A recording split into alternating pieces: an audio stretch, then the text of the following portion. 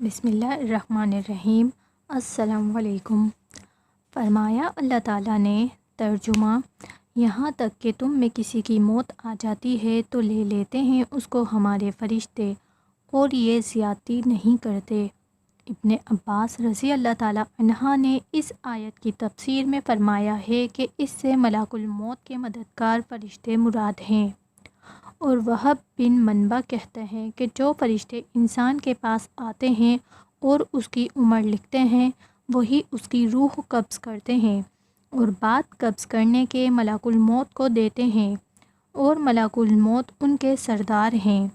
روایت ہے ابو ہریرہ رضی اللہ تعالیٰ عنہ سے کہ جب اللہ تعالیٰ نے آدم علیہ السلام کے پیدا کرنے کا ارادہ کیا تو جو فرشتے عرش اٹھائے ہوئے ہیں ان میں سے ایک کو زمین کی طرف بھیجا کہ کچھ مٹی لا دے۔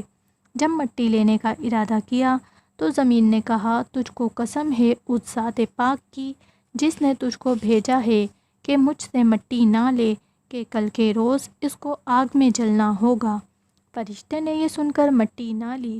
جب پروردگار کے پاس گیا تو پروردگار نے پوچھا، تم کو کس نے میرا حکم بجا لانے سے باز رکھا؟ فرشتے نے عرض کیا، خداوند، اس نے تیری قسم دی اس لیے میں نے نہیں لیا۔ پھر اللہ تعالیٰ نے دوسرا فرشتہ زمین کی طرف بھیجا، اس کو بھی زمین نے اسی طرح قسم دی، یہاں تک کہ اللہ تعالیٰ نے کل فرشتوں کو ایک ایک کر کے بھیجا اور مٹی لانے سے سب عاجز رہے۔ تب اللہ تعالیٰ نے ملک الموت کو بھیجا۔ ملک الموت نے مٹی لینے کا ارادہ کیا تو زمین نے اسی طرح قسم دی۔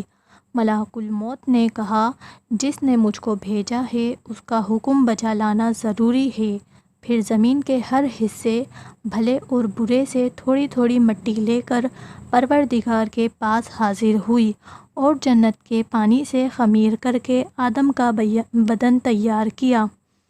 زہری نے بھی ایسی ہی روایت کی ہے اور کہا، اول فرشتہ اسرافیل تھے اور دوسرے فرشتے میکائیل، اور ابن مسعود اور بہت سے صحابہ نے کہا کہ اول فرشتہ جبرائیل علیہ السلام اور دوسرے فرشتے میکائیل علیہ السلام تھے۔